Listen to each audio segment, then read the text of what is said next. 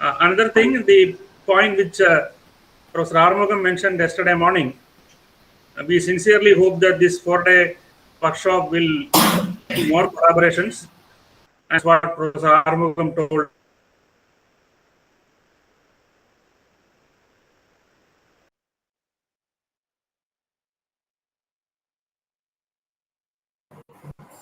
Sir, your voice is breaking, I think.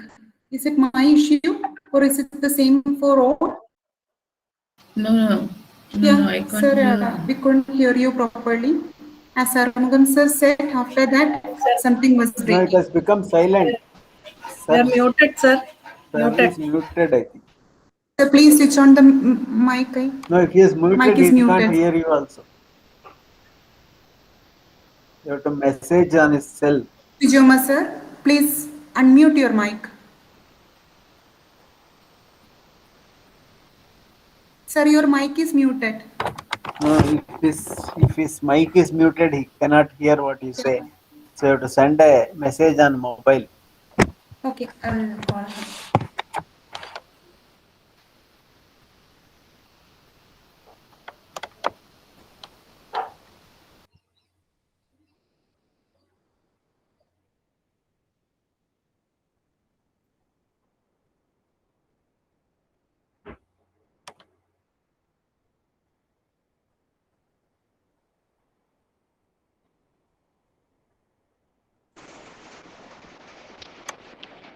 Now, I request Dr. Anu Varghese to chair the session.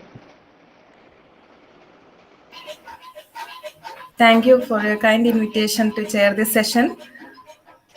The speaker of this session is Dr. Seethu Varghese, Assistant Professor in Mathematics, Bharat Mata College, Trikakara, Ernakulam. She is really a very good friend of mine, and we are students of Dr. Ambat Vijay Kumar.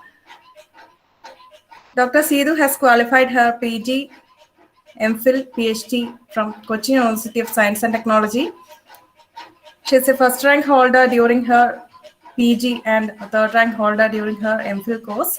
Her research area is power domination problems in graphs. She had about 5 research publications within the last 5 years. She has given, contributed, and invited lectures in various national and international conferences and workshops in graph theory. I am so glad to invite Dr. Seethu to deliver the lecture. Over to Dr. Seethu. Thank you, Dr. Anu.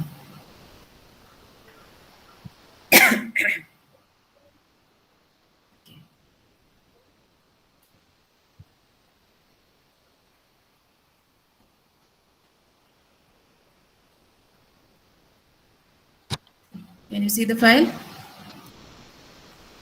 Is this fine? Yes. Am I audible? Everything okay, right? Yeah, everything. Okay. So, title of my talk is Some Problems in Power Domination. Yesterday's Professor Vijay Kumar sir in the session 2 had already introduced what is power domination. So here in this talk, I'll be talking on various problems related to power domination. So the outline of the lecture is first we'll be seeing what is power domination problem, and then power domination in some classes of graphs, especially in product graphs, what happens in product graphs, and later in honeycomb and triangular grids. And then we'll move on to generalized power domination, and then heredity, that is changing of power domination. And finally, if time permits, I will discuss on power domination and zero forcing, the relation between two graph parameters. Okay. So let's start from the definition of dominating set. What is a dominating set? We have a graph G with vertex set V and edge set E, and a set of vertices D, subset of V in a graph, having the property that every vertex V in V minus D is adjacent to at least one vertex in D. So this is the this is what meant by dominating set. Okay. every set D is a dominating set if every vertex V in V minus D should be adjacent to at least one vertex in D. Show you some examples. So what is domination number? Domination number will be the minimum cardinality of a dominating set in a graph. Okay, it is denoted as gamma of G. So let's see this example. So it's a graph with 8 vertices. You can find what is the domination number gamma of G of this graph. Okay. See. So these 3 red vertices form a minimum dominating set. That is a dominating set of minimum cardinality. How? Because you see each vertex outside.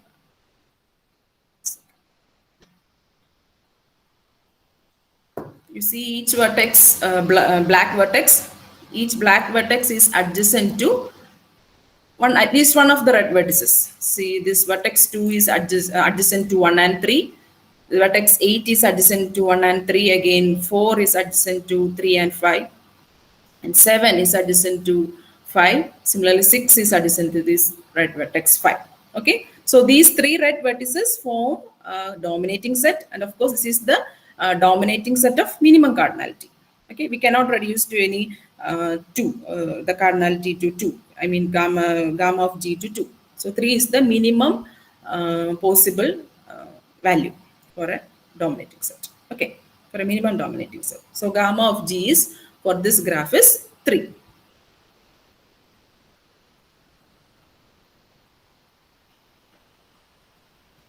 Now coming to our problem, power domination problem. So what was the motivation for the power domination problem? It's the problem arose in the context of monitoring electric power networks. So in the case of electric power networks, the networks must be continuously monitored, and how this monitoring can be accomplished? It is accomplished by placing phasor measurement units called PMUs. We will be placing PMUs at selected network locations so as to monitor the entire network. Okay, so the problem here is to find the minimum number of PMUs to be installed such that the entire power network is monitored. Okay. Sorry. Hope you can hear me. Everything fine, right? Yes, Okay.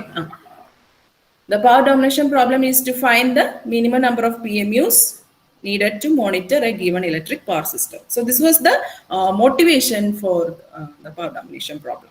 Okay, PDP, we say. So this power domination problem was formulated to a graph theoretical problem. So once an application problem is converted to graph theoretical problem, what's the basic, what we'll do first, we will be converting viewing the network as a graph. Okay. So where the transmission nodes we'll be treating it as vertices in the graph, and those transmission lines connecting those nodes will be the edges in the graph. Okay, so purely engineering problem or a problem in network, the power network is transformed to a graph theoretical problem. Okay, so now we'll be speaking in terms of only graphs. So what is the power domination problem in graphs? Okay. So given a graph, find a set of vertices with minimum cardinality that can power dominate the entire graph after the iterated application of certain rules. That is, I have a graph with me. What's my aim? I need to monitor the entire graph. So in order to monitor the entire graph, I need to follow certain monitoring rules.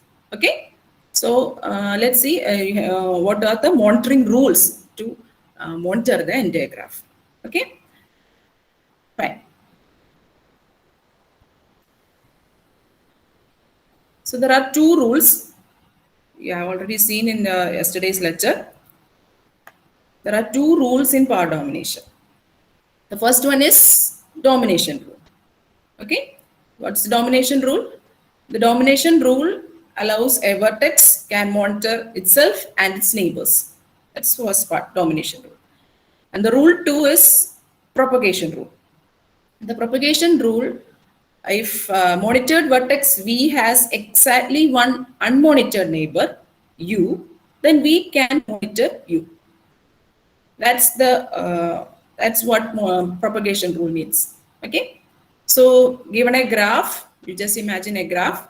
We need to find a set of vertices S, such that this S can monitor the entire graph. Okay. So in such a way that you should select a set of vertices S, okay, such that S can monitor the entire graph. So in order to monitor the graph, we have two rules. First one is domination rule. So in the first domination rule, all the vertices in S dominates itself or monitors itself. I will use the term monitoring. Okay, S will all the vertices in S monitor itself and its neighbors. Okay, so that domination rule is finished. After that, we'll go for propagation rule. So in the propagation rule, what we need to check, you check each dominated vertex. Okay, if it has exactly one unmonitored vertex, unmonitored neighbor, then that dominated vertex can monitor that unmonitored neighbor. That's a propagation rule. Do this for all dominated vertices. Okay, then there will be some new vertices will be monitored by applying the propagation rule. Now iteratively apply this rule. Okay. So finally, if you could reach that all the vertices of the graph get monitored, then we'll say that this is a power dominating set. I will come to its definition. Okay. This is a power dominating set or PDS. Okay. A set as subset of V is a PDS or a power dominating set if S monitors all vertices of G. Fine. So what will be the power domination number? Power domination number is the minimum cardinality of a PDS in G. So it is denoted as gamma P of G. Okay, gamma P of G. Again, you can take the same example. We have seen, we have calculated the domination number. We have already seen that the domination number of this graph, gamma of G is 3. Let's find out what will be gamma P of G for this graph. Okay, gamma P of G, power domination number. So what is my aim? I need to find a set S of vertices, okay, such that S monitors the entire graph. So the first step is domination. Okay, so I'm selecting, just start from this vertex. Okay, I take only one vertex, 3. So what happens? The first domination rule, 3 can monitor itself and its neighbors, which are neighbors 2, 4, and 8. Okay, so domination rule is done. All its neighbors got monitored. Now you go for. Hello. Yes, sir. What was the choice of 3? Is it because it is of maximum degree? Yes, sir. It's a Okay. maximum degree. Okay. So you could choose 3 or 5. Yes, yes. Okay, fine. I just started from 3. I will show. Again, I will show you that 3 will not be enough to power dominate the entire graph. Okay. So this 3 dominates or monitors. Okay, monitors these 3 its neighbors. Now you go for propagation rule. Okay, what happens in propagation rule? You check each of the monitored vertex and see whether it has exactly one unmonitored neighbor.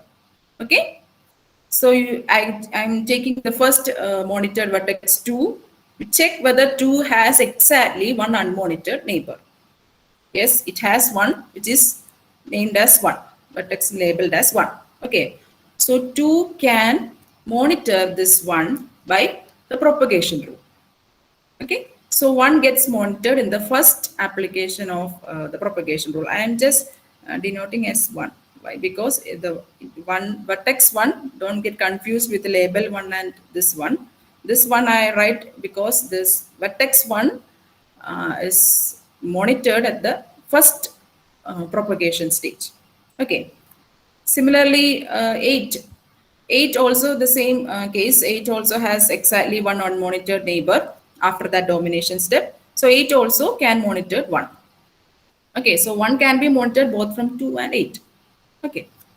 Now coming to vertex 4.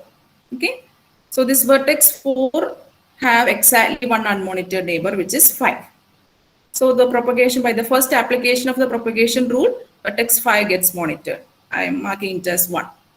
Okay. So first iterative application of the propagation rule happened. It's finished. Now, as I said, we need to apply it iteratively. Okay. Now start with vertex 5. See whether 5 has exactly one unmonitored neighbor. Okay. Here the vertex 5 has 2 unmonitored neighbors, which are 6 and 7. So what happened? The propagation rule cannot be applied there. Why? Because propagation rule allows only the case when a vertex have exactly one unmonitored neighbor. Here 5 had 2, so the rule stops there. Or I cannot go further. Okay, so 6 and 7 cannot be monitored. So starting from the vertex 3, after applying the domination rule and after applying the propagation rule, which all vertices get monitored? All vertices except 6 and 7. Okay, so which means this single vertex 3 has not the capability of dominating or monitoring the entire graph. So I should add one more vertex to the set. Okay, my aim is to find the set PDS, power dominating set. So what I infer from this, a single vertex 3 cannot monitor the entire graph. Fine. So this is the case I had drawn earlier. So this is what we reach. Okay. So I have added the vertex 5 to the set. So now it's okay. So if I take the set as 3 and 5, then these two vertices are enough to monitor the entire graph, and they form a minimum PDS. Minimum PDS means minimum cardinality of a power dominating set. So gamma P of G is 2. Okay. So earlier we have observed that this gamma of G is 3, and for this graph, power domination number gamma P of G is 2. The number has reduced to 1. Okay. So what will be the relation between the domination and power domination number? The power domination number can be at most its domination number. Okay. So this is the result. Okay. For any graph, 1 less than or equal to gamma P of G less than or equal to gamma of G. And so for some non-class of graphs, complete graphs Kn, cycle Cn, and path Pn, complete bipartite graph K2n. For all these graphs, its power domination number is 1. Then you can check. It's quite easy. Okay. And now we can come to the power domination in some class of graphs. Okay. First, we'll be dealing the power domination in product graphs and later to network. Okay. So some literature review. This problem is proved NP hard for bipartite graphs, caudal graphs, and has linear time algorithms for trees, interval graphs, and block graphs. All those references, you can see these references. And certain closed formulas for power domination number of certain class of graphs, such as product graphs, which we'll be discussing, and honeycomb meshes, and De Bruijn and Coates diagrams, some chemical structures, WK pyramid networks, nodal graphs, Hanoi graphs are all known. Okay. So I come to power domination in product graphs. So as the majority of the participants are new to research, I will be defining what is a Cartesian product, okay, in detail, and later I will move to power domination in Cartesian product. Okay. So coming to the definition of the Cartesian product, G and H. You take two graphs G and H. The Cartesian product of G and H is defined as B of G box H. It is denoted as G box H. The vertex set of G box H is V of G cross V of H, and how the edge set defined. The two vertices GH and G dash H dash are adjacent in G box H if they are equal in one coordinate and adjacent in other. Okay. So in this way, the adjacency is defined. And the PN box PM is generally called as grid graph. It's Cartesian product of path. And now the Cartesian product of path and cycle, we'll be calling it as cylinders. And for Cartesian product of cycles, we call it as stores. These are the standard notations or standard names we are using. Okay, everything related to product graphs, you can refer this text. Okay, it's exactly a handbook of product graphs. Okay, now you can see how you can draw a P4 box P4, Cartesian product of P4 and P4. So in order to draw P4 box P4, what do you need to take? You take 4 copies of P4, place it vertically.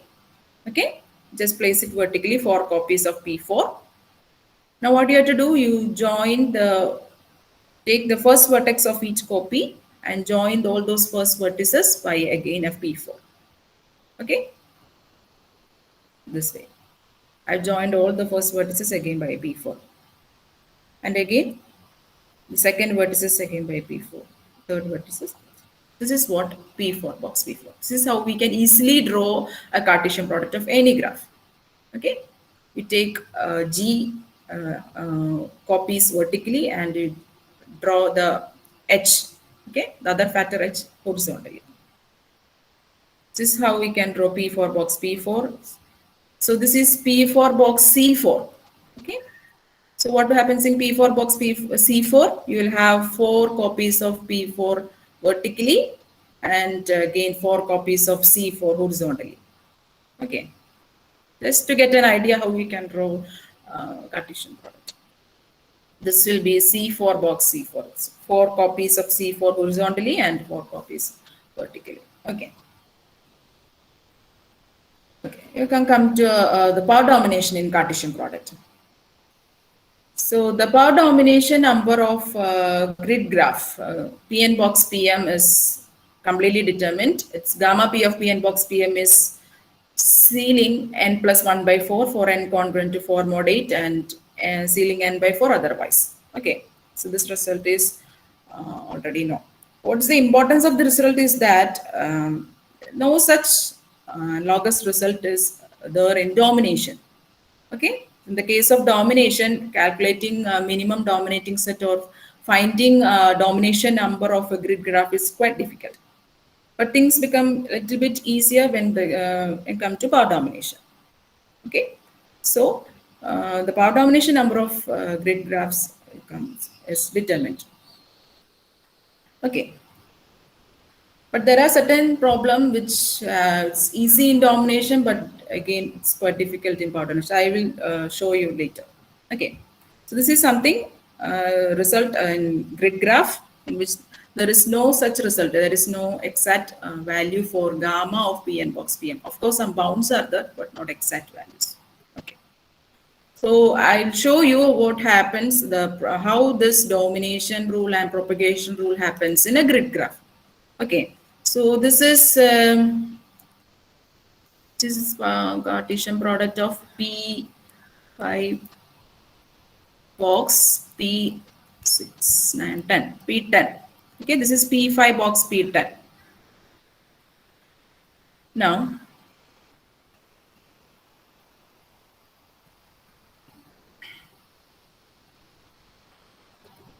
I start with these 2 vertices. Okay, so if I start with these 2 red vertices, first the domination rule happens.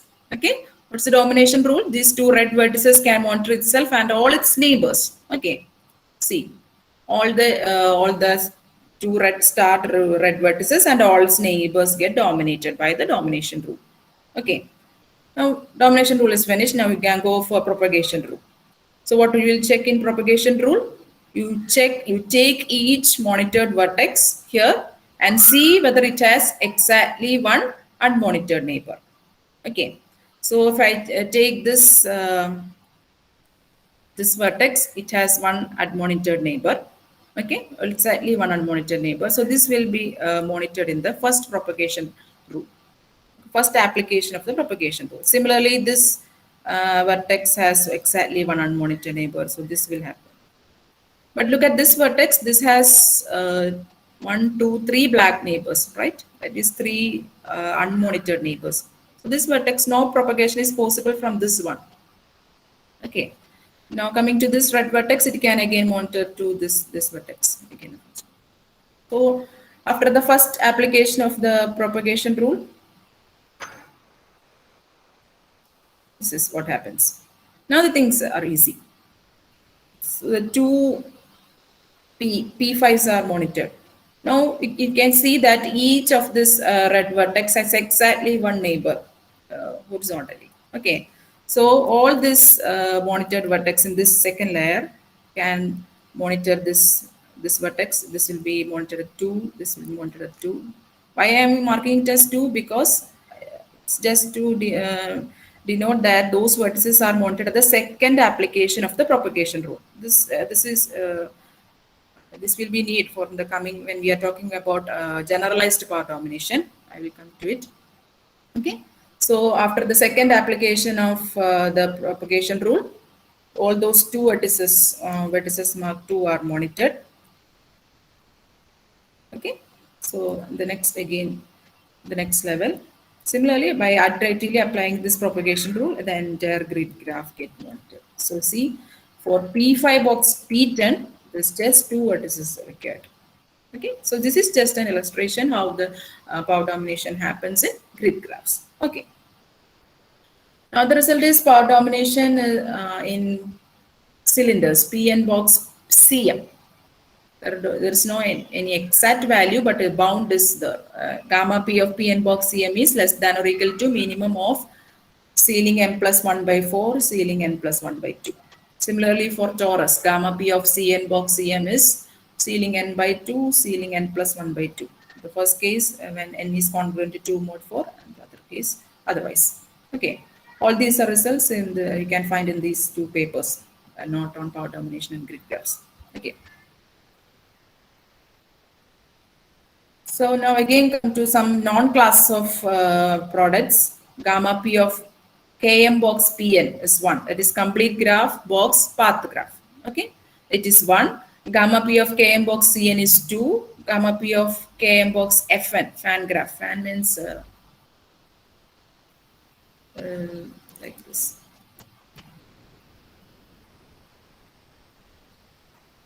These are fan graphs. Okay. Now gamma P of Km box Wn is 3. Okay, W is wheel graph. Wheel graph will be, it's outside, it will be a circle. This is wheel graph. Okay. Again, I will show you illustration in one of this product.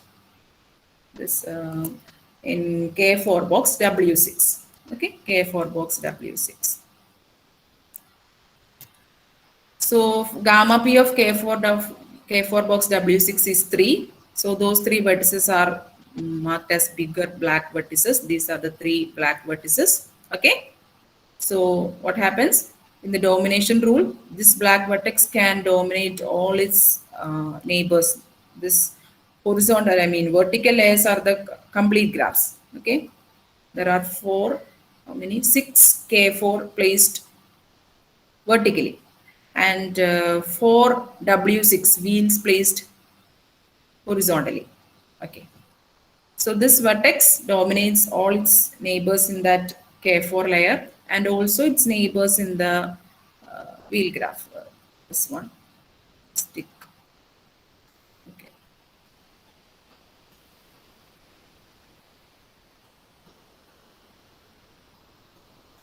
Sorry, I made a mistake. Wheel graphs are placed vertically. Okay, I said vice versa. Okay, so this vertex can monitor this which all neighbors.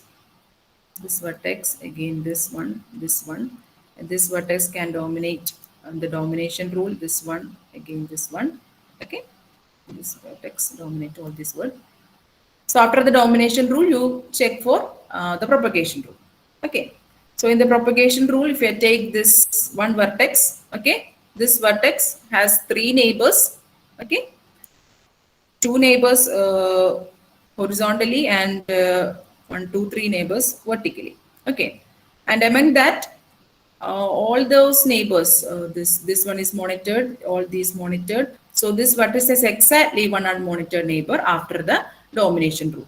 So this vertex can dominate or monitor this rule with the help of propagation rule. So this vertex get monitored in the first application of propagation rule. So I marked it as 1.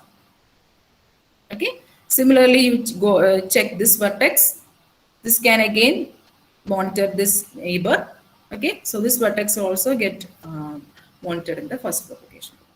Similarly, the propagation happens. Okay. So these 3 vertices are required for dominating or monitoring this entire Cartesian product K4 box W6. Okay.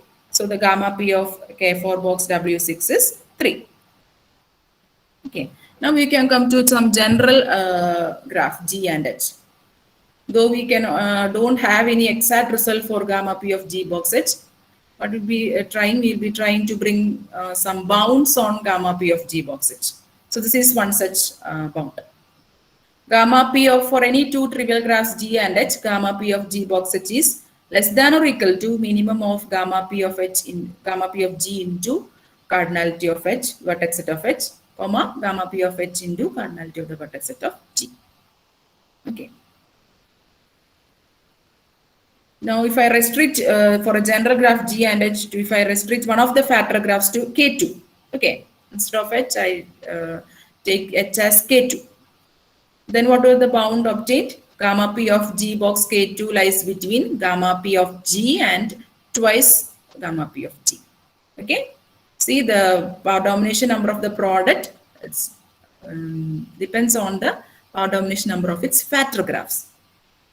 Okay. Gamma P of G is less than or equal to gamma P of G box K2 less than or equal to 2 into gamma P of G.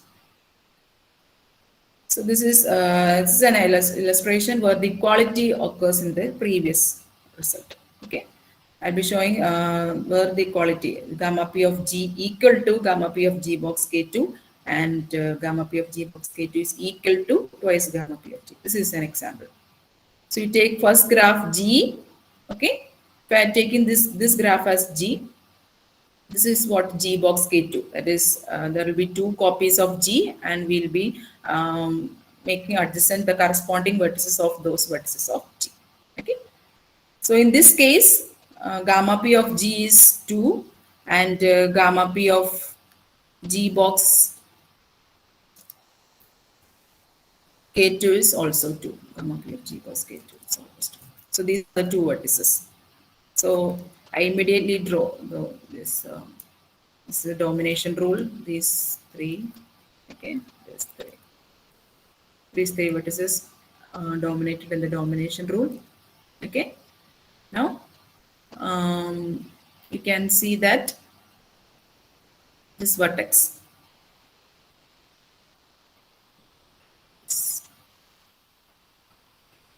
this vertex can dominate here.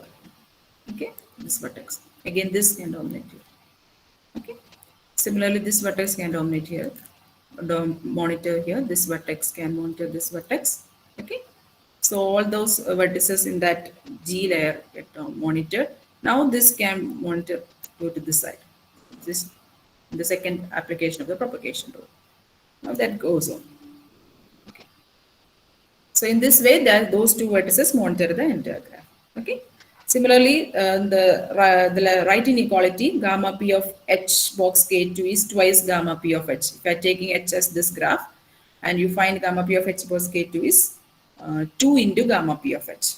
Okay.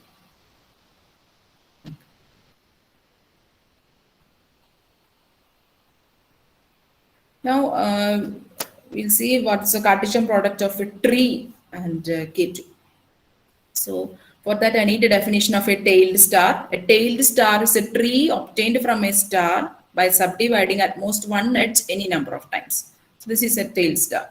Okay. It's a tailed star obtained by subdividing an edge of K14, the star graph K14. So, this is the result we obtained in gamma p of t box K2. Okay, one factor is a tree and other factor is a K2. So gamma p of t box K2 is 1 if and only if t is a tail star. Okay. Sidhu, shall I ask you a doubt? Ah.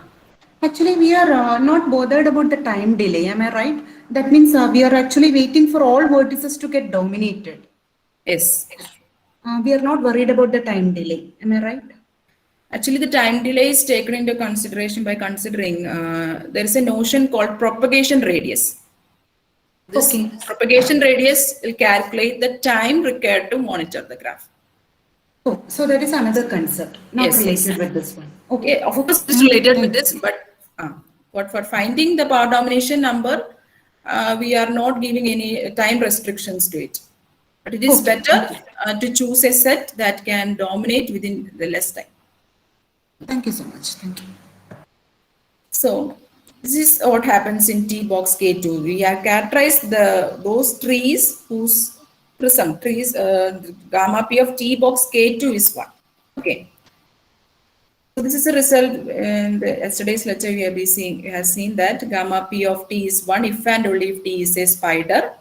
So using that result, we can conclude this corollary: gamma p of t box K2 is equal to gamma p of t if and only if t is a tail star. Okay. So we are considering one of the factor graphs as trees and other was K2. And later this result was generalized for any G and H. The entire Cartesian product is characterized. Those Cartesian products whose power domination number is 1. Okay. So the entire case is solved. So for gamma p of G box H is 1 happened only in these 3 cases. Which are those 3 cases? The first one, G and H has order at least 4 and one of the graph is a path and the other has a universal vertex. That's the first case. And the second one of the graph is P2 or a P3 and the other can be obtained by amalgamating any universal vertex of a graph, say D, with gamma of D is equal to 1 and an end vertex of Pn. I will come in detail to each of these 3 cases. A third one is one of the graph is C3 and other is a path. So these are the only 3 possibilities. Gamma P of G box H is 1, exactly 1. Okay. So what is the first case? The first one is a path, one graph, one factor is path and other has a universal vertex. So this is the case.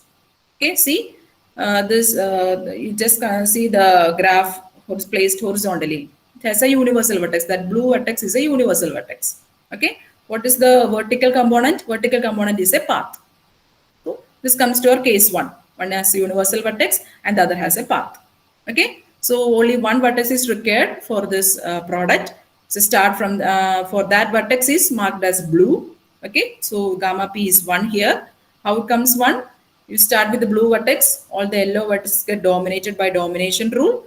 Now you go for the first propagation rule. You see each yellow vertex has exactly one unmonitored neighbor. Yes, this yellow has one neighbor not monitored. So all those yellow vertices can propagate its vertical neighbor. Vertical neighbor means just neighbor placed vertically. Okay, so this is just put the arrow mark and don't misunderstood this directed graph. Just to show you that this propagation happens in that direction. Okay, so these are the 3 red vertices monitored in the first propagation rule. Now iteratively you apply this propagation rules. So these are the vertices get monitored in the second application of the propagation rule, of the third one application and fourth one. See, only one vertex is required for this entire graph. So this is case 1. Now what was case 2? Case 2 is one vertex is one graph, one factor is a P2 or P3, anyone, P2 or P3, and the other factor graph is obtained by amalgamating a graph with the Pn. Okay, amalgamating means you take this vertex. Okay, say a graph with the universal vertex. You should take a graph with the universal vertex. Okay, so G is the universal vertex, and I take just a P4 here, and I amalgamated these 2 graphs. Just placed G and H together. This is a graph obtained by amalgamating G and H. Okay. So This is the other factor graph. This is a case 2. One is one factor is you can take either P2 or P3, and the other factor is this graph G. Okay, how I obtain this graph G? By amalgamating a graph having a universal vertex with an end vertex of a path. Okay, so this is that product graph. And again here this gamma P is 1. We can easily verify that if I start from this blue vertex. Okay, first the domination rule. Okay, all these blue vertices. Now the application of iterative will apply the propagation rule. See, in each stage. Okay, in this way, the entire product graph is monitored. So case 3 was one factor is C3 and the other is a path. It is quite easy that I am not illustrating. So these are the 3 cases where the partition product is okay. Now another problem in power domination related to Cartesian product is Wissing-like inequality. Okay. We know there was a famous Wissing conjecture in domination. It says gamma of G box H is greater than or equal to gamma P of G into gamma P of H. Okay. So that problem was attacked in various directions. One way of solving is we'll be finding the other dominant variance in Wissing's conjecture. So this is the problem. Gamma P of G box H is greater than or equal to gamma P of H into gamma P of G. Okay. So Wissing-like inequality is solved for trees when one factor is a tree. Okay, gamma P of G box T is greater than or equal to gamma P of G into gamma P of T. This is result by Ko and so. Let's we move on to the second standard product, which is direct product. Okay. So the direct product is denoted as G cross H. Okay. The vertex it is VG cross VH, and here the adjacency, 2 vertices are adjacent if the corresponding coordinate are adjacent in the corresponding factor graphs. That is GH, G dash, H dash are adjacent in, it's not G box H here, it's typo mistake. It's G cross H. If G dash is adjacent in G and H dash is adjacent in H. So this is how we draw P4 cross P3. Okay. Or in direct products, the gamma P of Pn cross Cm is studied. Gamma P of Pn cross Cm is 2 into ceiling n by 3 and ceiling n by 3 if m is even and m is odd. So these are some results in power domination in direct products. Kn cross Cm and Km cross Cm, such. So this is K4 cross C4, and here gamma P is 2. So these 2 big vertices form a power dominating set. You can verify it yourself. Okay. Once you know the definition of how this domination, how this propagation rule happens in a graph, we can easily verify. You start with any 2 sets. You check whether each those 2 vertices can monitor the entire graph following the propagation rule. Okay. So hope you understood what is propagation rule by now. Okay. Now there's a result connecting domination, power domination, and the total domination. Exactly, total domination is it's a result. Let G be a graph without isolated vertices and H be a trivial graph with universal vertex H. Then gamma P of G cross H is less than or equal to minimum of cardinality of D plus gamma PD of G. What is gamma PD? Gamma PD is the minimum cardinality of a PDS S such that S is subset of D. Okay, gamma PD is the minimum cardinality of a power dominating set that contains in a total dominating set. What is a universal vertex? Universal vertex is adjacent to all vertices of that graph. Okay. One of degree n minus 1. N minus 1. Yes. So for this graph, if the graph I have drawn here, G cross K14, gamma P is equality holds here. G cross K14 is 5, which is equal to gamma T of G plus gamma PD of G. Okay. This is one result similar to one we got in Cartesian product. Gamma p of g cross k2 is less than or equal to 2 into gamma p of g. Similar result we obtained in Cartesian product too. Cartesian product also, gamma p of g box k2 is less than or equal to twice gamma p of g. Okay, same result in analogous result in direct product. Here the equality happens if G is a bipartite graph. Fine. Next we go to strong product. What is strong product? Strong product consists of all edges of the Cartesian and the direct product. So it be not as G strong edge. I don't know what's called. Vertex set of G strong edge is equal to V of G cross V of H, and that set is you include all those edges in the Cartesian product and all edges in the direct product. Okay. So this is how we what P for strong 3 looks like. Strong product also the path graph or grid strong product of path graph is determined. Gamma P of G is so and so. Okay. I'm not in detail. Okay, this is a result in strong product. Again, gamma P of P and strong CM is determined. Okay, this is the result. We can refer these papers. Everything on that. Now we can come to the last standard product, lexicographic product. In the case of lexicographic product, the problem is entirely solved. Things are quite easy in lexicographic product. What is a lexicographic product? The vertex set is V of G cross V of H, and two vertices GH and G dash H dash are adjacent if G dash is adjacent in G, or G is equal to G dash and H dash adjacent in H. Okay. So this is what P for lexico P3.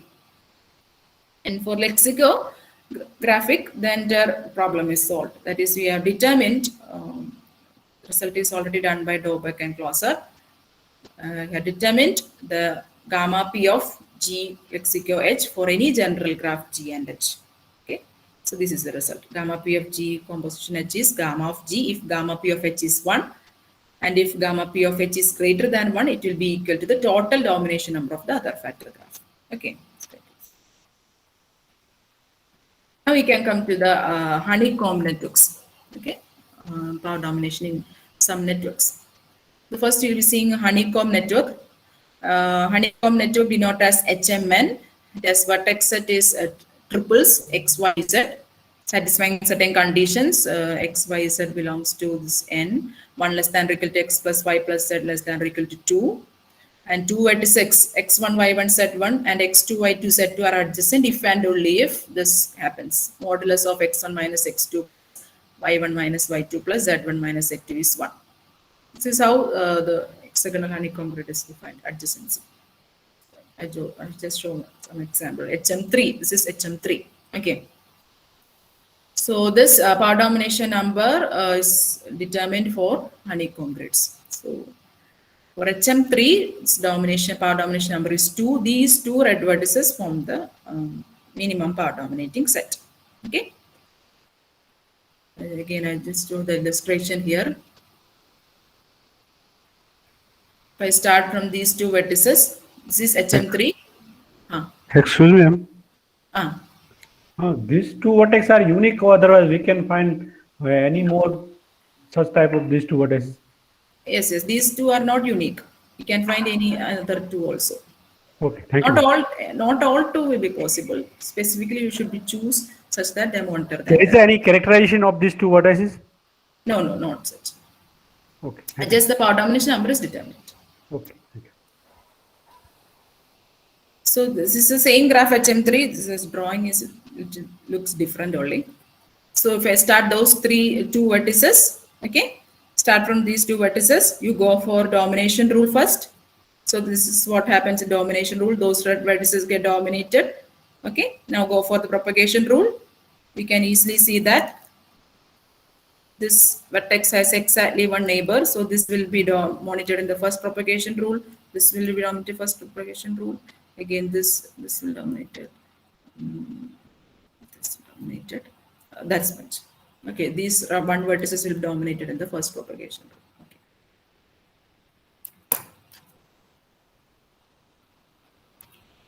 See, the next iteration step, similarly it continues. Okay. This is how power domination happens in honeycomb grids. Okay. Now, and there is triangular grid. Triangular grid is again defined vertices are ordered triples of non-negative integers. Two vertices are joined by an edge if they agree in one coordinate and differ by one in other two. So this is the power domination number in T5. Here number is 2. Now you can easily check whether these two vertices monitor the entire graph following those rules, monitoring rules. Okay. The third network is rectangular grid. Again, rectangular grid, it's denoted as RTMN. Vertex it is a triple. Okay. And the edge connecting two triples, if they agree in one coordinate, differ by one in the other two. Okay. This is what RT56.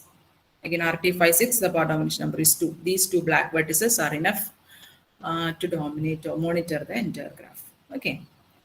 So these are the what happens in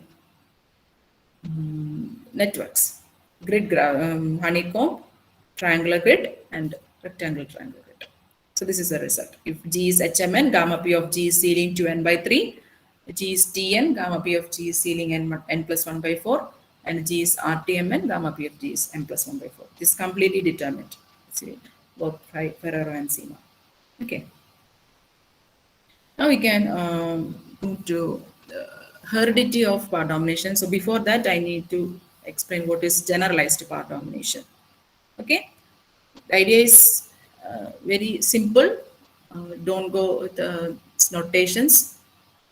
You know what is power domination, what you are doing in the power domination. We have a set S, okay, and the set S, the vertices in the set S dominates its neighbors, and you check whether each dominated vertex has exactly one unmonitored neighbor, then that vertex get monitored by the propagation rule. So what happens in generalized power domination or in K power domination is, here we have a freedom of monitoring up to K vertices, okay. The domination rule is same as as usual power domination. In the generalized power domination, or you say K power domination, after application of the domination rule, you check whether each monitored vertex has K neighbors unmonitored. Okay, one is generalized to K. So you check whether each monitored neighbor has K neighbors unmonitored, then those K neighbors will be monitored in the propagation rule. That's the only difference between. That's why this is called generalization of the power domination. Okay, so by notation we'll be denoting as G as a graph, a subset of V of G. PGIS. PGIS means a set of vertices monitored at step I. See, this is why I mark those vertices as 1, 2, 3, etc. Okay, why? Because by marking that, I clearly get an idea which all vertices get propagated or monitored at the first stage, at the second stage, third stage, like that. Okay. So set PGIS vertices monitored by S at step I is defined as PG0. That is the domination step will be the 0 step. PG0 is the close neighborhood. The propagation step is PGI plus 1.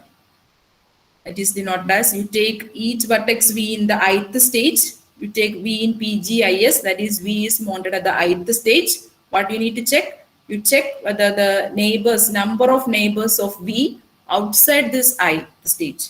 Okay, outside this PGIS, whether it is less than 1, then it is added to the I plus 1 stage. This is the usual domination. When you get power domination, this one will be replaced by K. Okay, so this vertex V in PGIS, you check number cardinality, this cardinality of this set, NGV minus PGI of S. Okay, those neighbors of V that are not yet monitored. And if it is K, at most K, then the V can monitor all these K unmonitored neighbors in the I plus 1th stage. Right? So this is what happens in generalized power domination. So what will be the power PDS or K power dominating set here? It will be the set capable of monitoring the entire graph following that rule. Okay. So S is a KPDS. KPDS, if at some stage we get that Pi naught of S is the whole vertex set graph. Okay. So the least cardinality of KPDS is called the K power domination number gamma pk of G. Okay. Gamma pk of G. So what is our domination? Domination is gamma p0 of G. Okay. Domination is corresponds to when K equal to 0. Okay. When K is equal to 1, our usual domination. Okay. So this is a Peterson graph. This yellow vertex start from an yellow vertex, or all orange vertex is dominated by domination rule. And if I am taking K is equal to 2, okay, I am going to find gamma P2. That is, each monitored vertex has a freedom of monitoring 2 neighbors, 2 of its unmonitored neighbors. Okay, so this orange vertex has 2 unmonitored neighbors. So those 2 neighbors get monitored in the first application of the propagation rule. Similarly, this orange vertex can monitor these 2. Okay, see, all those vertices get dominated by the first application of the propagation rule. So gamma P2 of Peterson graph is 1.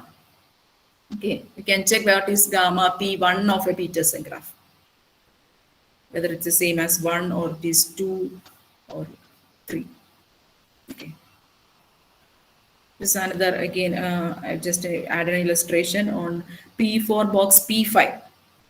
See, here we are taking K is equal to 2. K is equal to 2 means I can, each stage, if a monitored vertex has 2 unmonitored neighbors, it can monitor it. Okay, so if I start from this yellow vertex, immediate neighbors, these are the vertices in the P0 of S. Okay, now go for the propagation rule. See, this blue vertex can monitor these green vertices. 2 neighbors are there, 2 unmonitored neighbors. Again, this blue has 3 unmonitored, so that's not possible. Here, taking K is equal to 2. So up to 2 only it's possible. This happens in this next stage. Okay, so for gamma P2 of P4 box P5 is 1. This yellow vertex is enough. Fine. So these are some general results related to general power domination. Now we can come to heredity of power domination. Heredity means what happens to the power domination number of a graph if some changes are applied to it. If I delete a vertex, if I delete an edge, or if I contract an edge, or if you subdivide an edge, what all happens when small changes are applied to a graph. Okay. So in general, there is no sufficient lower bounds for gamma p. Why? Because this behavior of power domination when coming to taking subgraphs is not that good. That's why. So here we are taking or seeing what I will explain in detail what happens when a vertex is removed. What is the power domination number of G minus V, G minus E, G contraction E. Okay. So these are the notations. G minus V is graph with V removed. G minus E is graph with edge E removed. And this G by E is contraction of an edge. I hope you know the definition. The contraction of G by the edge E is equal to XY is the graph obtained from G minus E by replacing X and Y by a new vertex V of XY, which is adjacent to all vertices in this set. That is, we just bring it together, X and Y, contraction of that edge. This is how G by E. Oh, I first illustrate what happens when vertex is deleted and graph. See, when a vertex is deleted from graph, you can see 3 possibilities are there. Okay. Here, see here gamma p is 1. This vertex is enough. We are taking a star graph. What happens if I delete this star, this universal vertex? G minus V will be 3 isolated vertices. So it's here gamma p will be 3. What happens? That is deleting a vertex increase the power domination number. Right? Now the second case, so this is the case of increasing. Now the second case, it's complete graph. Again gamma p is 1 here. And if I delete, suppose I delete this vertex, G minus V will be like this, a triangle. Okay? For K3. But here again here gamma p is 1 itself. It is unchanging. By deleting a vertex, it does not change the power domination number. It remains same. Okay, so this is a case of unchanging. And third one, I am taking a K33. Here gamma P is 2. Okay, these two vertices form a minimum PDS. And what happens if I delete this vertex? This is the graph. So for this graph, only one vertex is required. Why? If I start this vertex, these three dominated. Now this vertex has one neighbor only, exactly one neighbor. So this will be dominated in the propagation rule. So here gamma P is 1. So what happens? 2 reduced to 1 when I delete a vertex. So all possibilities occur. It can increase, it can remain same or decrease, okay, upon deleting a vertex. Now, I will come to its general result. First, I will show you first what happens when the edge is removed. Okay, an edge is removed. Again, these three cases are happening: increasing, unchanging, decreasing. So this is a graph G. First case here. Here I am taking K is equal to 2. Okay, K is equal to 2. K is equal to 2 means gamma. I am finding gamma P2. Okay, so for this graph, it is gamma P2 is 1. Why? I start from this red vertex, all these vertices monitored. Now I have taken K is equal to 2. That means this vertex can monitor 2 of its unmonitored neighbors, right? So these vertices get monitored in the first application of the propagation rule. Again, these two, these two, these two. So this gamma P2 of this graph is 1. Now what happens if I delete this edge E? This is the graph G minus E. Okay. So for this G minus E, you can easily check that gamma P of G minus E is 2, increased. 1 increased to 2. So then the next case, here gamma P2 is 1. If I delete, I missed one vertex here. Actually, this is the graph. Okay. Complete graph only. If I delete that edge, again, only one vertex is required. Okay, so this is gamma P upon deleting an edge, gamma P remains same. And the third case, the decreasing case, here gamma P or gamma P2 is 2. Okay, these two vertices, and if I delete this vertex, that edge is missing here, G minus E. For here, that deletion of an edge reduce that gamma P to 1. If I just take this, you can take this vertex. Okay, so here an edge removal also 3 possibilities: increasing, decreasing, unchanging. And again in edge contraction, again these 3 possibilities: increasing, decreasing, unchanging. Okay, so these 3 cases are illustrated here. So what is the question here? We have seen that 3 possibilities occur: increase, decrease, unchanging. So if it decreasing, how much it can increase, whether it can be decreased by 1 or whether it can decrease by 2 or so on. So that is the result we obtained. For the vertex removal, it can increase to any higher values, but if it can decrease only up to -1. Okay, so the result, gamma pk of G minus V is greater than or equal to gamma pk of G minus 1. The same result in domination too. Domination also, if we delete a vertex, gamma of G minus V is greater than or equal to gamma of G minus 1. So same results, that means it's not such much interesting. But when you come into edge removal, what happens? This is the result. That is gamma pk of G minus E lies between gamma pk of G minus 1 and gamma pk of J plus 1. That is, if you are decreasing, it can decrease by at most 1, and if it is increasing, it can increase by at most 1. But here the result in domination is slightly different, because in domination, removal of an edge cannot decrease the domination number. This happens only in power domination. Maybe in some other variants of domination may be there, I don't know. But in power domination, deleting an edge can decrease the gamma p. Decrease by at most 1. Is there any graph for which, for the same graph, if you delete one vertex, the power domination number decreases, and Yes. Yes, yes, exactly. I'm And showing. also- I'm about to show you that graph. Okay. So coming to the vertex removal, this is the result, and the equality happens. We have already seen the example. Its equality happens in K1 and K plus 2, K plus 2. Okay, you have seen K3, K3, 3. Okay. The lower bound is tight. For a general family of graph, the equality happens in the Cartesian product of complete graphs. Complete graphs also, general value is a minus K, and if I delete any vertex, its value reduced by 1. Okay, so there is also a family of graph where the lower bound is attained tight. This is the result in edge removal. Okay, as I said, the result in domination is slightly different. Here also we have examples where the bound is tight. Okay. Again, for removal of any edge, decreases the K power domination for K plus 2, K plus 2, or you take K plus 3, K plus 3, minus M, minus a perfect matching. Okay, you delete edges of a perfect matching from K plus 3, K plus 3, and you can see that, then you can verify. You can see that if you delete any edge, gamma P reduced by 1. Okay. Another example is again the same example is also applicable here, K box K.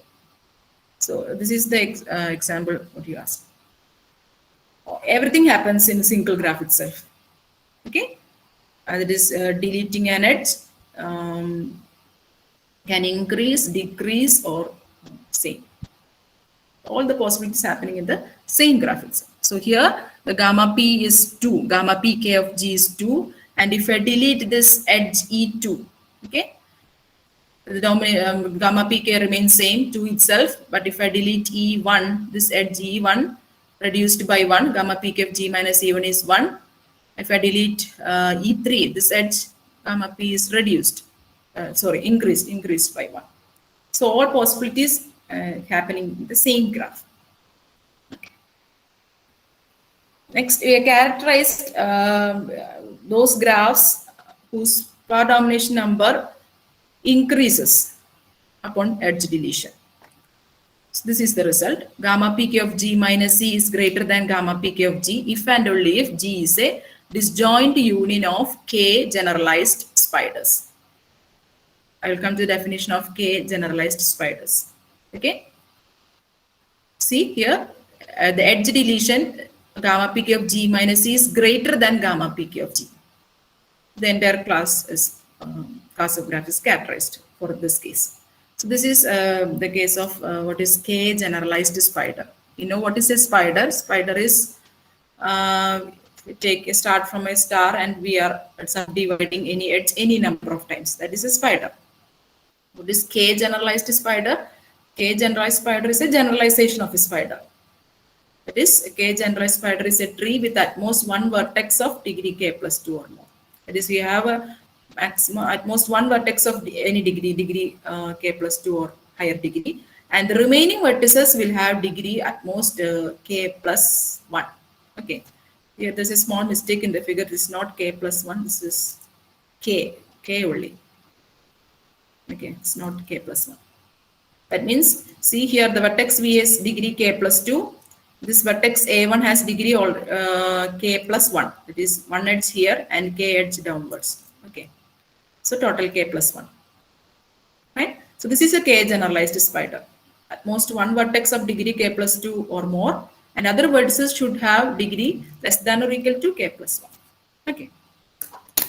So this is the class of spiders, or this is a class of graph where deleting an edge strictly increases the K power domination number. Strictly increases by 1. Okay. Again, the result in edge contraction also we have seen upon contracting an edge, it can decrease, increase, or unchange. And if it decrease by at most 1, increase if it increase by at most 1. So gamma Pk of G minus 1 is less than or equal to gamma Pk of G by E, less than or equal to gamma Pk of G plus 1.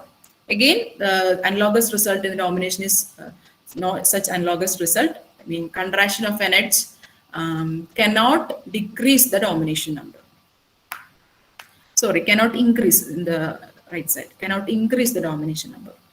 Okay, but it's possible in power domination. Again, these bounds are tight. The same graph will applicable here also. So these are the results in the variation of the power domination. Okay. So this is a result where the upper bound, not result, an example. Upper bound is attained. So again, the K generalized spider. For a spider, K generalized spider, gamma P K is 1. And if I contract this edge, A1 Bj, here what you have to notice that contracting or every edge is not increasing, but you have to specifically choose such an edge, this edge only, or this kind of edges. Okay. Why? Because if I contract this edge, number will be same as 1 only. Okay. But if I contract this edge, the edges in between those layers, okay. If I contract any of those, the domination number increases by 1. Okay, so this is an example where the equality is 8.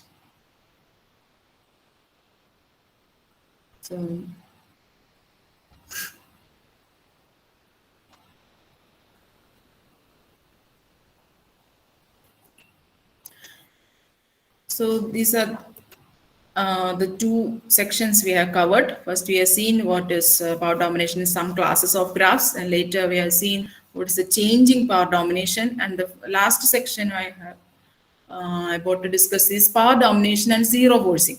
Okay, we have seen what is power domination. Now another graph parameter is zero forcing.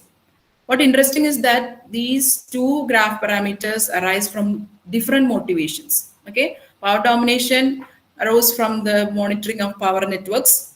Zero forcing arose from the calculation of minimum degree of graph, minimum rank of graphs. Okay, that was the motivation for this parameter. But these two are interrelated. See how we can connect these two parameters.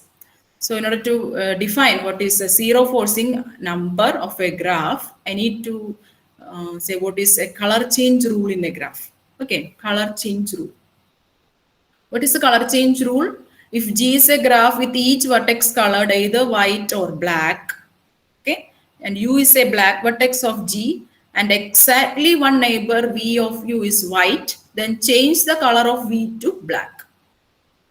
I repeat, you have a graph G, you colored each vertex of graph either white or black, and you check each black vertex U. If a black vertex has exactly one white neighbor, then that white neighbor turned to black by this rule. Okay, see some similar to the propagation rule in power domination, right? So what is a zero forcing set? Zero forcing set for a graph G is a set subset of V of G, such that if initially the vertices in Z are colored black and the remaining vertices are colored white, the entire graph G may be colored black by repeatedly applying the color change rule. Okay, that is, you start with the black vertices, a set of black vertices. Okay, so those black vertices, the set contain black vertices. The remaining vertices of the graph colored white. Okay, now what we'll be doing, you check each black vertex has exactly one white neighbor. Then that white neighbor will be colored black by the color changing rule. Okay, so by repeatedly applying the color changing rule, can we make all the vertices of the graph colored black? If it is possible, we will say that set, the initial set is a zero forcing set of that graph.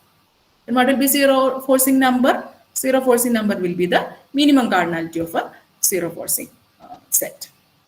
This is denoted as Z of G. Okay, this paper, zero forcing was introduced here in this paper, AI minimum rank.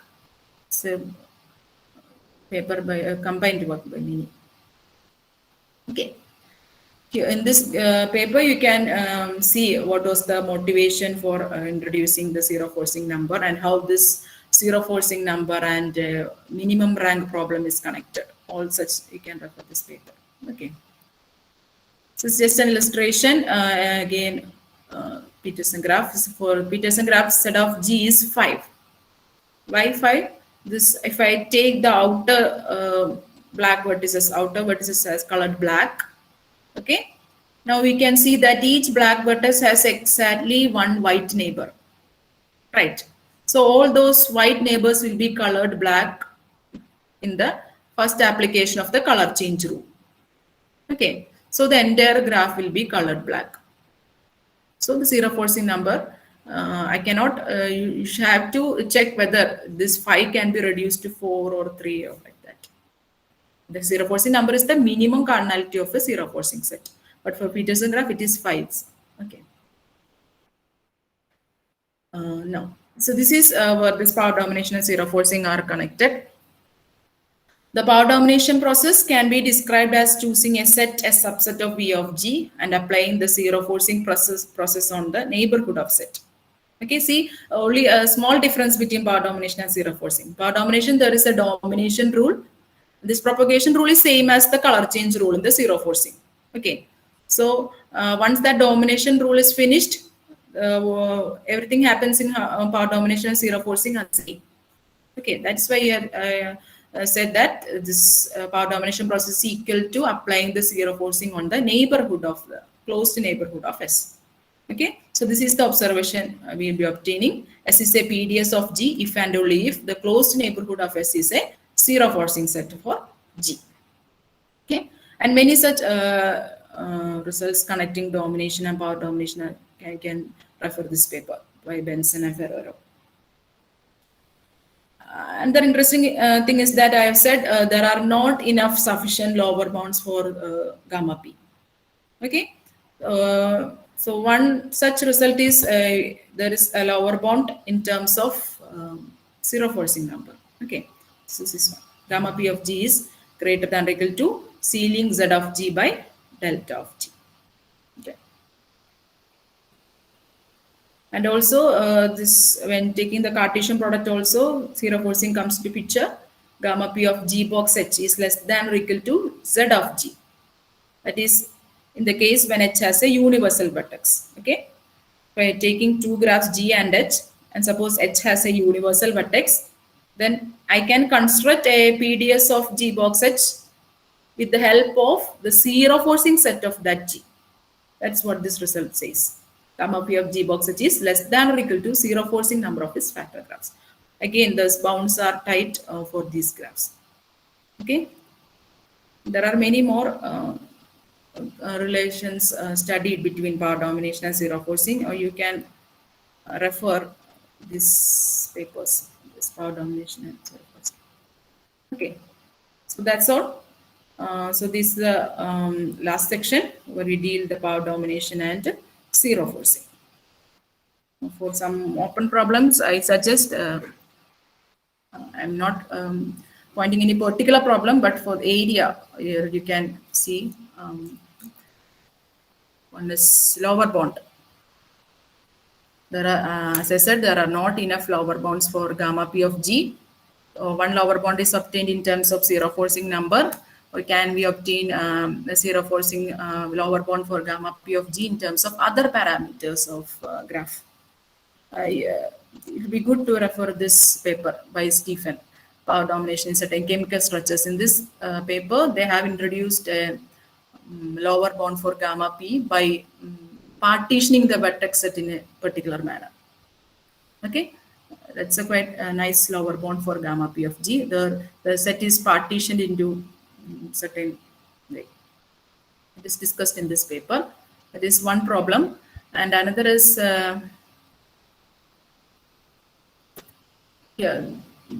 same problem which Armugam sir posed in yesterday's session related to domination, but the same question can be asked in power domination. Okay, so many problems in domination can be, similar question can be asked in the variance of domination also. Okay, so we have seen what is the variation or gamma pk of gamma p of G minus V, G minus E, G by E. These are all were spanning subgraphs, right? All were spanning subgraphs. What happened when if we take a G or if we take an induced graph, whether gamma P of H is greater than gamma P of G, gamma P of H is less than or equal to, all the possibilities. There is no such work done till now in this heredity. only this G minus V, G minus EG contraction or subdivision, not much. Okay. So can we have a contour graph that contains all the above induced subgraphs? We have already seen that all possibilities of deleting an edge happens in the same graph. So what can a graph contains all the above induced subgraphs? It's another problem related to heredity. And there is gamma sets in power domination, which Vijay sir has posted in yesterday's session. He had defined what is a gamma set related to domination. Okay, there is gamma set can be asked in any variant of domination. Not even if you are working on some other variant of domination, we can go for this problem. Okay, we're gamma set in power domination. Again, these are the references. You can refer these papers to know more about gamma sets. Okay. So such type of questions can be asked in power domination. And another is Nordas-Gadam bonds for products. For what is Nordas-Gadam bond? It's very famous bound in domination. For domination, this gamma G plus gamma of G bar. Bound relating gamma of G and the gamma of complement of the graph. Okay, so some less than or equal to n plus 1. So such a work is done in power domination too. For power domination, gamma P of G plus gamma P of G bar is less than or equal to n by 3 plus 2. It's already done. No such, again, some cases are missing there and no such results in products. So that's an open problem for Nordas-Gadam bond, related to Nordas-Gadam bond. And the last one is for further reading, I suggest you paper propagation radius. I mentioned earlier, there is a notion called propagation radius. That is nothing but the minimum number of steps required to monitor the graph. We have seen we are iteratively applying this propagation rule. So we'll be always, or we prefer to complete the monitoring of the graph in less time, right? So such a, that notion is taken into consideration and is defined as propagation radius, K propagation radius. It was introduced by Closer and Dobek. The paper is not clear here, some typos. Okay, I will show you that paper in the references. So this is another notion. Not much studied. Again, some 3-4 papers related to it are there. You can, if you are interested, you can go for it. Propagation radius. Okay. These are the references. So it's the paper. This is the paper where you can see that K propagation radius, which was introduced. Propagation radius in Sierpinski graphs studied. Okay. With the references.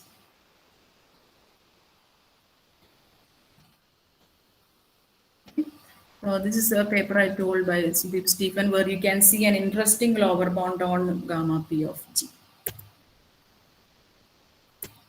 Okay, thank you. That's okay now. Thank you, Dr. Sidhu. Now it's time for the questions and discussions. If anyone have any questions, you can ask.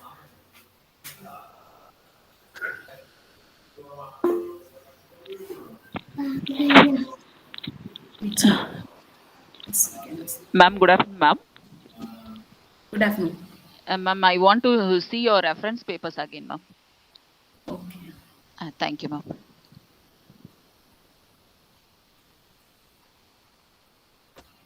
I shall start from the beginning.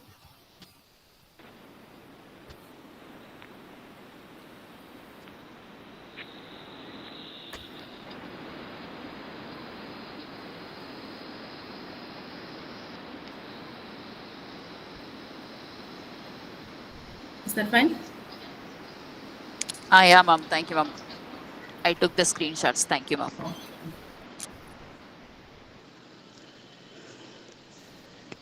Vijay M is about to ask some question. Good afternoon, Dr. Sidhu. Good afternoon. Can you explain the physical significance of the zero forcing set? Physical significance, as I said, this parameter was introduced in relation to finding the minimum rank of a graph. Okay. We are finding a minimum rank of a graph. There, the zero forcing is the upper bound for the minimum rank. You can refer that paper, AIM, the first reference I have given. That's clearly given what's the relation between. Is there any Is that what you application in the electrical grid problem that we have discussed in power domination set? Yes, exactly. That's what I said. This power domination was quoted from this electrical problem, right? But later we have seen that this zero forcing and power domination are also interrelated. So it would be better if we can bring some relations or if some results in PD from using zero forcing number.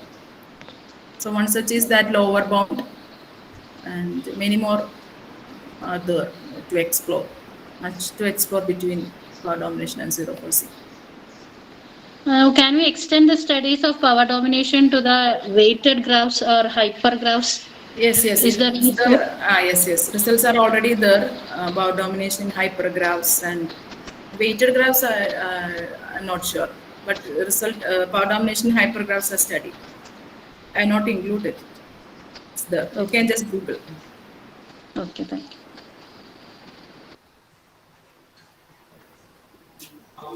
Any further questions? Hello. Yes. May I ask? Yes, Shilpa. Hello, may I ask? Yes. Madam, in the results, the proofs of the results, is a algorithmic approach used? All the results which you have shown? Yes, algorithms are there for, I've shown in one slide, algorithms are available for trees, bipartite graphs and row graphs.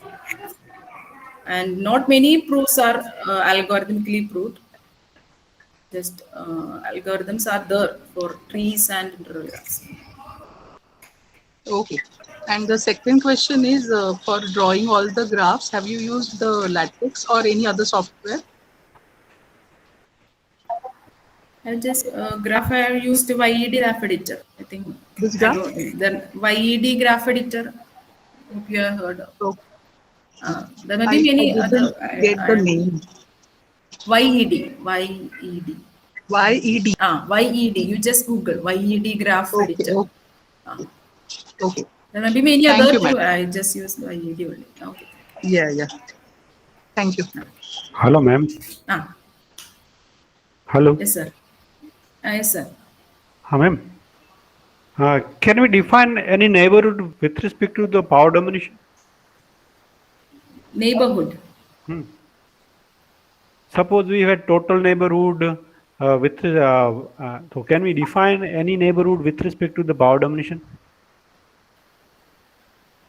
Or neighborhood in the sense maybe there are not such results there. Neighborhood maybe you can define according to each.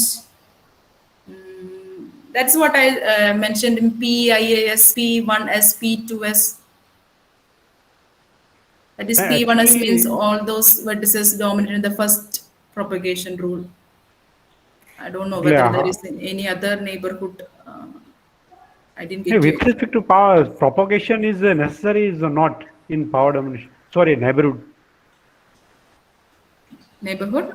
Propagation is... Actually, I want to ask, can we define any particular private neighborhood with respect to the power domination?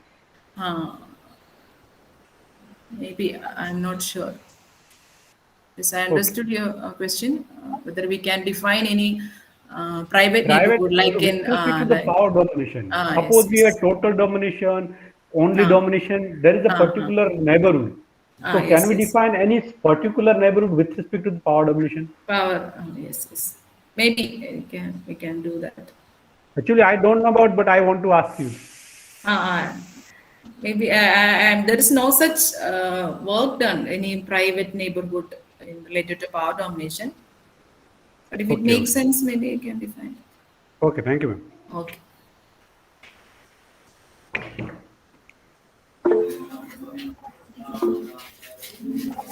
Vishna Devi is asking some question. Vishna Devi. Yes. Hello, ma'am. Yes, Ah. ma'am. Hello, ma'am. Yes. Ma'am, I have a small doubt. Ah. Is this power dominating set exists for every graph? Yes, of course, the whole vertex set is a power dominating set, right? Okay, in that sense. Okay. Ah. Thank you so much. Yeah, the problem is to minimize it. Yes. Oh, okay, That's a sir. Okay, trivial thank you so much. PDS for any graph. The whole vertex set itself is less like in domination also. We can take the whole vertex set as the dominating set. Problem is in any cases to reduce the cardinality. Okay, ma'am. Okay, thank you. Any further questions?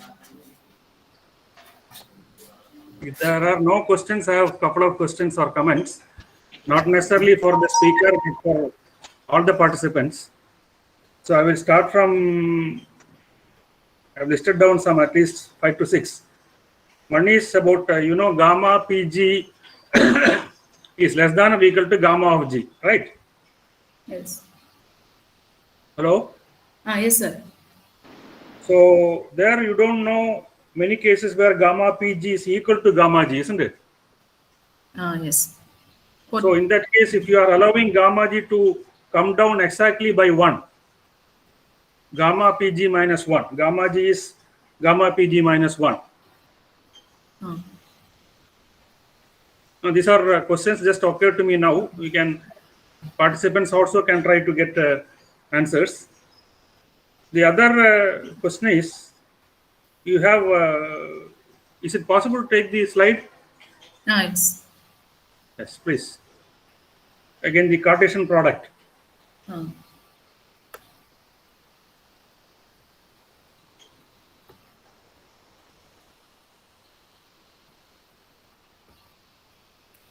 Yes, sir.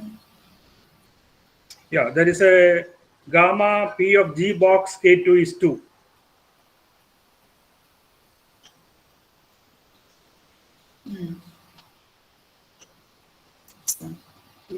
Gamma P of G box K2 is equal to 2 is equal to gamma PG. Yes, this one. Yeah, here. So you have taken one example of K2. Are there infinite classes of graphs for which gamma PG box H is equal to gamma PG equal to 2 or whatever it is? Or is it by chance that you got this example, or can you say a general class of infinite class of graphs for which GP gamma PG box K2 is equal to, gamma PG box H is equal to gamma PG? Now, again, for gamma P G boxes is equal to gamma PG or twice gamma PG. So there you have given one example. So it's not advisable to change both G and H. So you fix G and try for all H so that this happens. It's characterizing.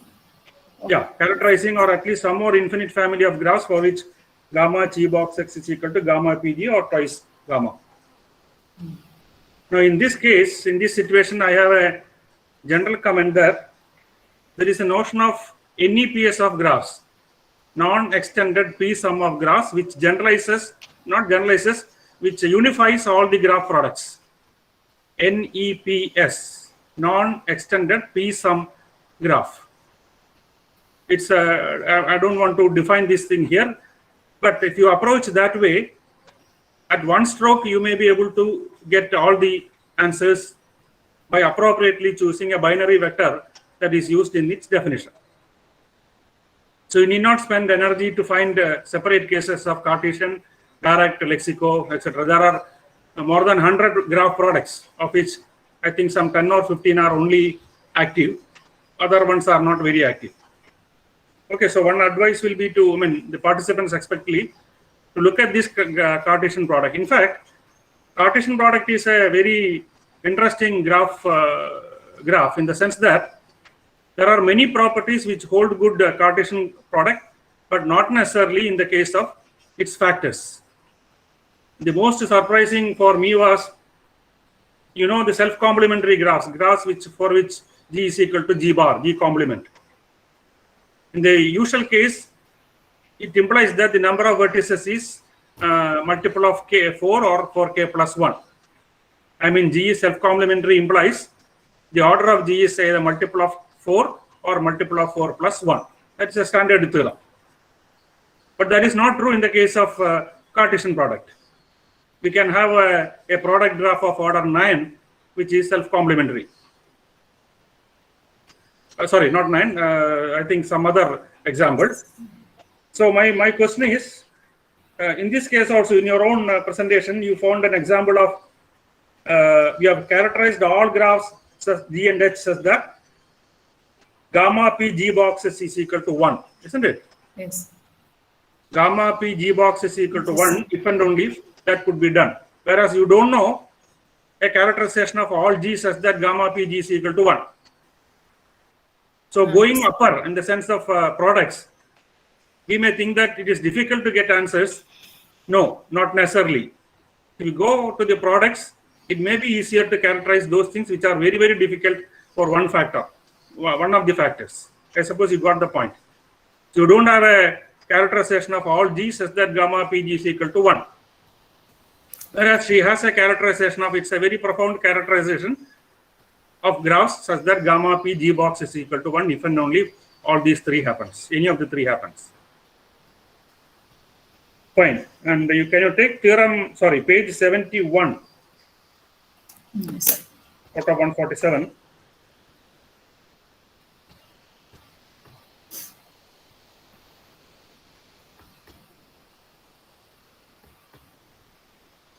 This one.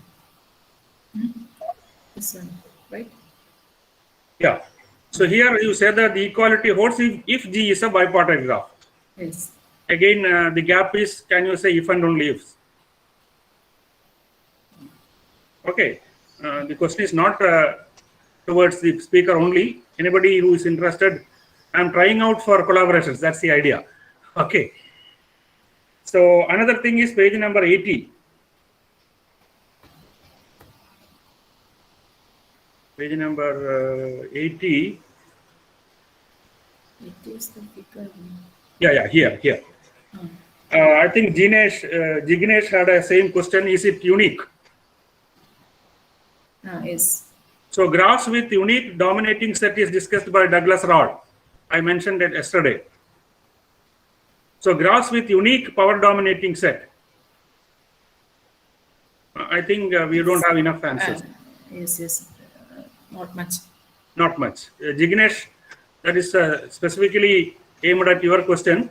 Can you find some other two set which is also a power dominating set? As she said, there are plenty. So are there graphs for which there exists unique power dominating set? So my last thing will be on increasing, unchanging and decreasing. There is a very good analysis of this increasing.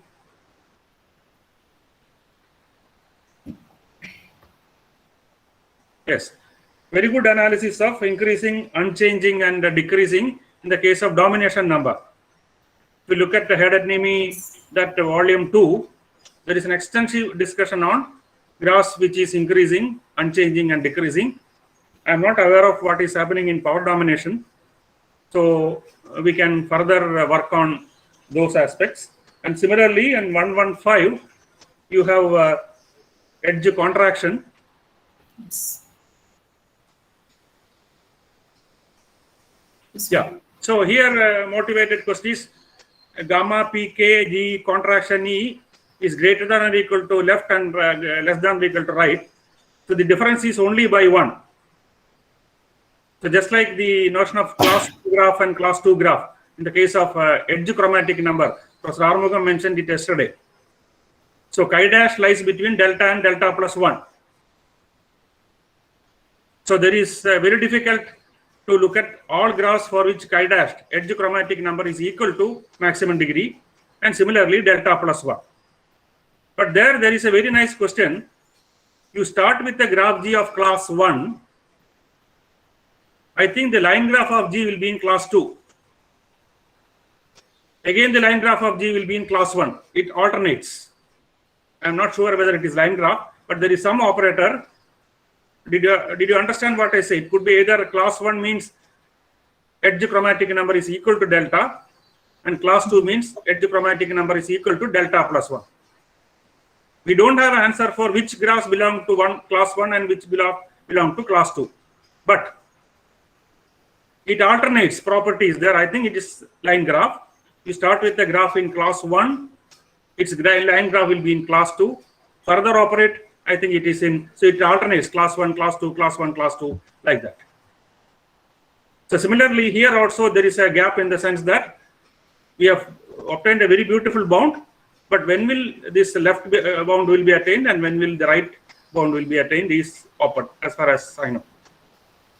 So the conclusion of the story is that there are plenty of open problems which you can search in between. That is how you should start the research. Okay. It is not necessarily because it is difficult that the author left it. At that point of time, when we want to finish our project, naturally we don't go in detail. So if you look at this openly now, after say 2-3 years, or after you have some very difficult problems, when you want to take rest, you try to squeeze in some results somewhere in between already known results. Okay, so as I repeatedly say, this workshop should lead you to some more collaborations. All the speakers, except some of us, are juniors ready to share their thoughts and ideas and all that. So please, it is good that at least today more questions were asked. That's a good sign. So towards the 3rd or 5th day, you should have plenty of questions. Okay, we can have even a one session for problem solving. We don't mind. Okay, thank you. It was a good talk. Thank you, sir. I think there is some question somewhere. Somebody asked. Somebody wanted to ask some question. Miss Vinci is about to ask some question. Good afternoon, ma'am. Am I audible? Yes, Vinci. First of all, thank you so much for the nice presentation. My doubt is that, is there any relation restricting propagation radius and generalized power domination? Yes. That's what I told you. I have not included propagation radius notion. I just mentioned about only. I shall show you the papers related to propagation radius. Okay. Hope you got that idea of radius. Okay. It's not just usual graph radius. It's a number of steps required to number of iterative steps. That's why that P0s, P1 of s. If it is the entire graph mounted at the 5th application of the propagation rule, its radius is 5. Like that. Okay. You may refer these. I'll show. It was started, or this notion was introduced by Clauser in this paper. Can you see this one? 15th one. Okay. And there are many more. You can refer this paper, 10th one by Boosman on K power propagation type. Some more results are there related. And 2 more papers are there. I think I have not included them. Okay, thank you, ma'am. In fact, tomorrow Sandy Clauser is here. You catch him because he's an authority on product graphs. Yes. Okay. Several papers on product graphs. He has a handbook and another book, and we have now collaboration on game domination with Tijo. So plenty of results on product graphs. He is an international authority. So don't leave him for after 1 hour. Okay, thank you, sir. Okay, thank you. Okay, I think by this question we can conclude this session. Let us thank the speaker. Thank you, Dr. Sidhu, for an excellent session. He explained the concepts in detail so that it is very helpful for the beginners also.